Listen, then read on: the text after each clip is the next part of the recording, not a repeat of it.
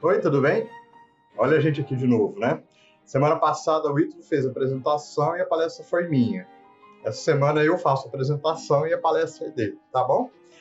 Mas só para dizer novamente da alegria, né? Fico repetindo, mas é muito bom estar aqui em mais esse podcast.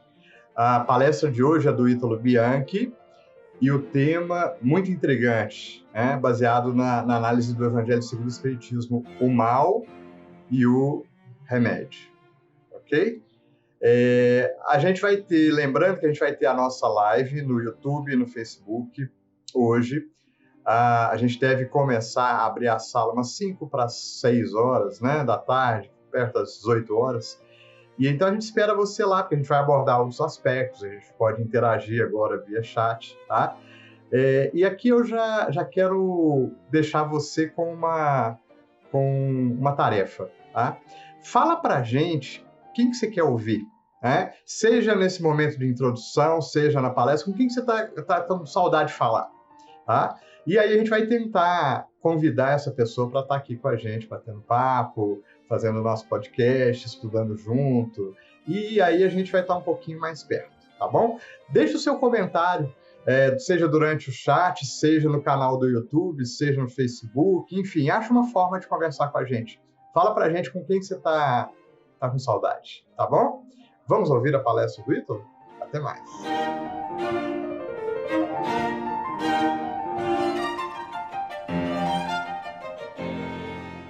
Meus irmãos,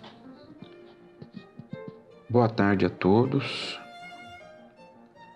Mais uma vez estamos juntos com o objetivo de podermos refletir sobre a vida, sobre os ensinamentos que recebemos dos espíritos superiores. E é com certeza que os nossos corações estão transbordando de alegria, de gratidão, por tudo que nos é colocado em mãos para o nosso aprimoramento. E recebemos muito de Deus e do Cristo. Por isso, então, hoje mais uma vez vamos falar de um tema propício para nossas reflexões. Escolhemos para hoje o tema o mal e o remédio, Nos basearemos no Evangelho segundo o Espiritismo, capítulo 5, Bem-aventurados os aflitos, o item 19, o mal e o remédio. Lição assinada por Santo Agostinho. Porém, começaremos perguntando o que é o mal? Compreendemos isso? A extensão dessa palavra, desse significado?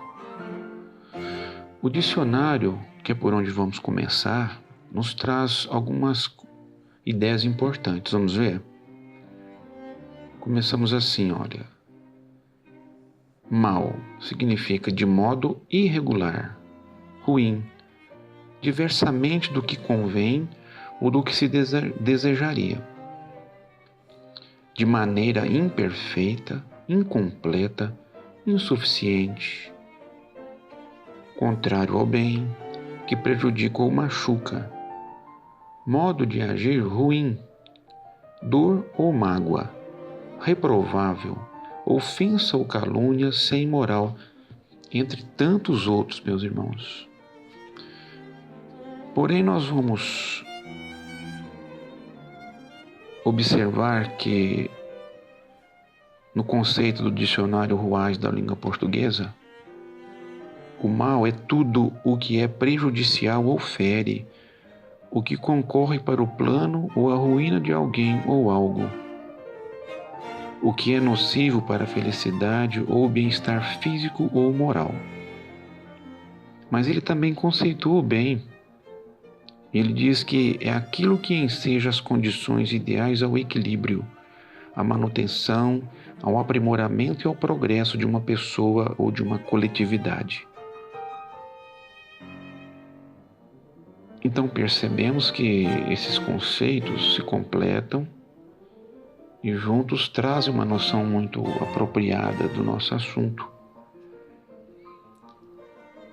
Antes de darmos continuidade em conceitos e significâncias, Já reparamos que as pessoas costumam criar imagens que simbolizam as coisas ou ideias, enfim, comportamentos? Por exemplo, te mostro um coração. Automaticamente nós pensamos no amor. Eu te mostro uma pomba voando, ela representa a liberdade. Em algumas religiões seria a manifestação do Espírito Santo. Mas tem muito mais simbologia por aí. Por exemplo, marcas de calçados, de restaurantes, de shoppings, enfim, uma infinidade. Mas eu pergunto então, o mal tem símbolo? O bem tem um símbolo também? O bem geralmente é simbolizado por um anjo, por asas, por uma silhueta com uma auréola. E o mal, como seria representado? A história diz que personificamos o mal em Satanás, no diabo. É como se pudéssemos responsabilizar um único ser para as mazelas do mundo, como único responsável. Um só não podemos, mas os que habitam o planeta Terra, sim. Com raras exceções, quando tudo começa em um e depois, pelo processo da mútua influência, vai se ampliando e chega a envolver todo o orbe. Então pensamos que aflição, angústia, inquietações, pesar, tormento, medo, alegria, tolerância, fraternidade, disciplina são criações ou reflexos das criações que os seres emanam de si mesmos, gerando o caos que é o ambiente terrestre ou num redirecionamento de ideias, semeando novos significados de nossas ações. Não raro encontramos dificuldades para transformar nosso mundo mental em função dos hábitos que ainda mantemos incrustados em nossa personalidade. Dá trabalho, mas é imperioso empreendermos essa transformação. Bebemos do remédio bendito do Cristo. A questão é se estamos afins, se estamos dispostos.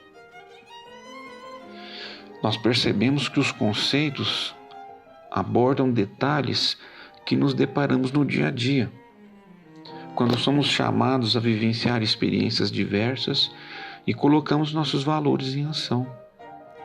Porém, quais são os seus valores? Perceba que a resposta tem uma relação direta com os conceitos vistos acima, porque partem de uma base de comparação, a partir de uma ideia, de uma vontade que é baseada em princípios. Já falamos disso em outra oportunidade. Para sermos íntegros, é preciso agirmos pelos princípios cristãos, é óbvio. Existe uma frase de Einstein que diz: os problemas nunca podem ser resolvidos no mesmo nível do pensamento que o criou.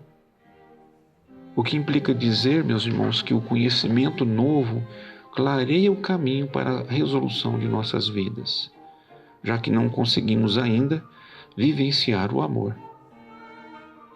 Irrigar o pensamento com ideias boas faz toda a diferença para que tenhamos um substrato mental que irrigue a razão na condução de nossas decisões e, como orientou Jesus, vigiai e orai pelo caminho, para que o inimigo não nos encontre dormindo.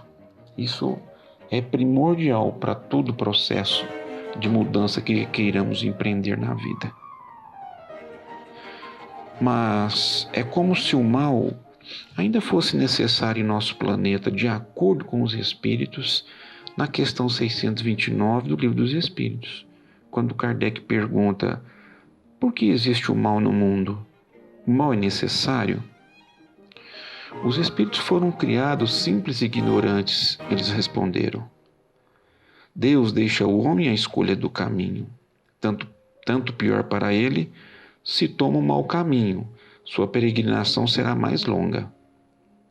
Se não existissem montanhas, o homem não compreenderia o que se pode subir e descer. Se não existissem rochas, não compreenderia que há corpos duros. É preciso que o espírito adquira experiência e, para isso, é necessário que conheça o bem e o mal. Gente, conhecer e não praticar é bem diferente. Então, o Kardec ainda segue no Livro dos Espíritos, agora na questão 631.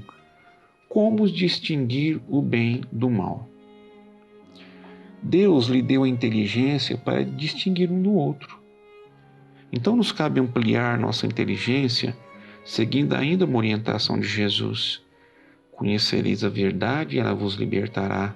Está em João 8,32.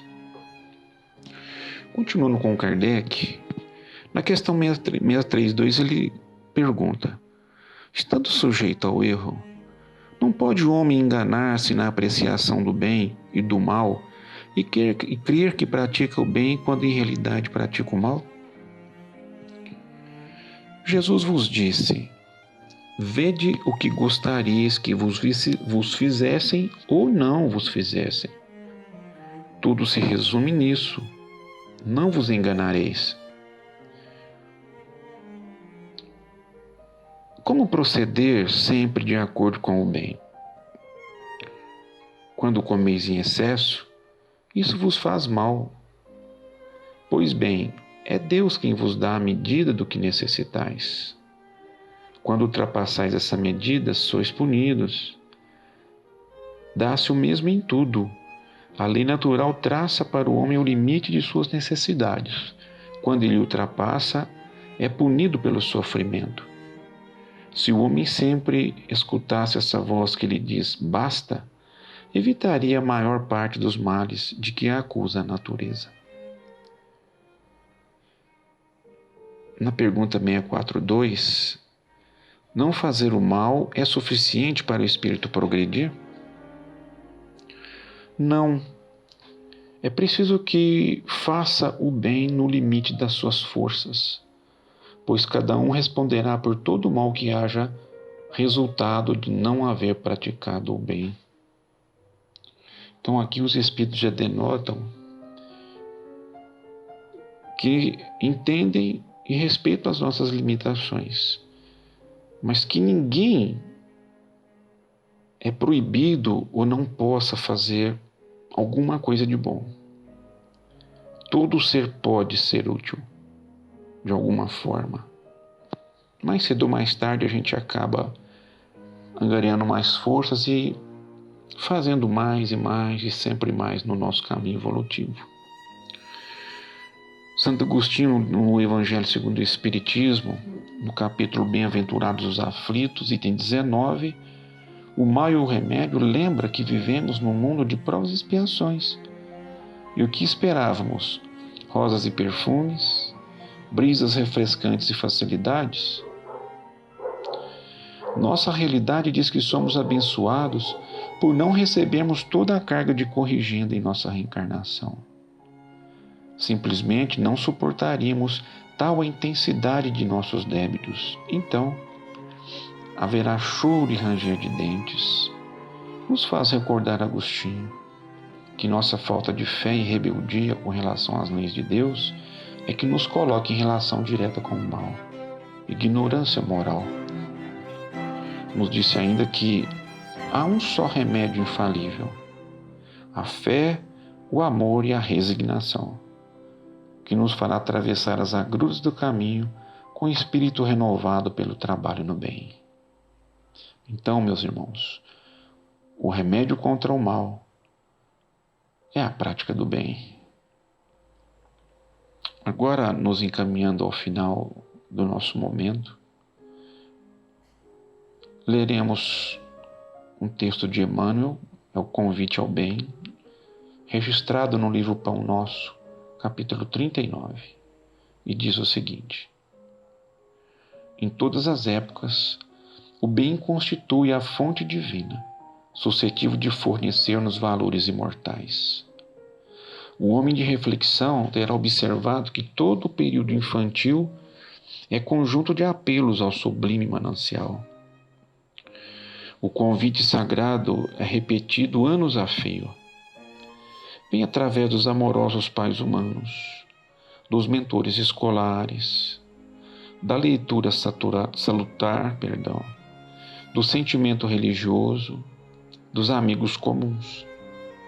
Entretanto, raras inteligências atingem a juventude de atenção fixa no chamamento elevado. Quase toda a gente ouve as requisições da natureza inferior, olvidando deveres preciosos. Os apelos, todavia, continuam revelando a verdade em silêncio. Ali há um companheiro generoso que insiste em favor das realidades luminosas da vida. A rebeldia, porém, ainda mesmo em plena madureza do homem, costuma rir inconscientemente, passando, todavia, em marcha compulsória na direção dos desencantos naturais que lhe impõem mais equilibrados pensamentos. No Evangelho de Jesus, o convite ao bem reveste-se de claridades eternas. Atendendo-o, poderemos seguir ao encontro de nosso Pai sem hesitações. Se o clarim cristão já te alcançou os ouvidos, aceita-lhe as claridades sem vacilar. Não esperes pelo aguilhão da necessidade. Sob a tormenta, é cada vez mais difícil a visão do porto. A maioria dos nossos irmãos na terra caminha para Deus, sob o ultimato das dores. Mas não aguardes pelo açoite de sombras, quando podes seguir calmamente pelas estradas claras do amor. E assim chegamos ao fim dos nossos momentos de hoje. Mais uma vez agradecendo a sua atenção, o seu respeito e o carinho de sempre que nos envolve os corações. Obrigado, tenham todos uma ótima noite.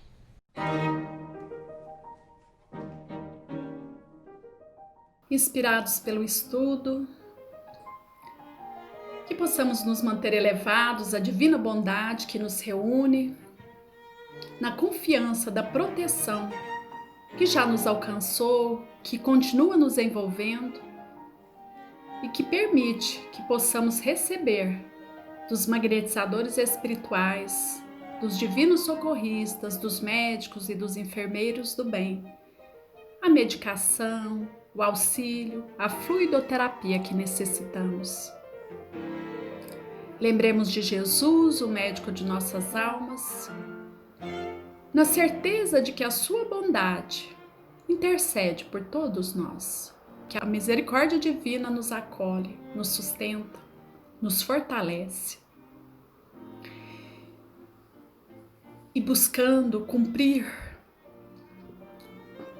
tudo que o Evangelho nos traz, quando nos lembra do pedir obtereis, ajuda-te que o céu te ajudará, que possamos lembrar que se a enfermidade existe, a cura também é real e temos ela dentro de nós. Então que possamos sempre movimentar os recursos, a nossa potencialidade em favor de nós mesmos, buscando na manutenção dos pensamentos de equilíbrio, as lembranças de alegria, a vontade ativa no bem, as boas leituras, as boas conversas, olharmos a natureza reconhecendo em cada representação a bondade divina, olhando por nós. Sigamos confiantes nessa misericórdia divina e que o sol de bênçãos que nasce todos os dias renove sempre as nossas esperanças, agora e sempre, e que assim seja.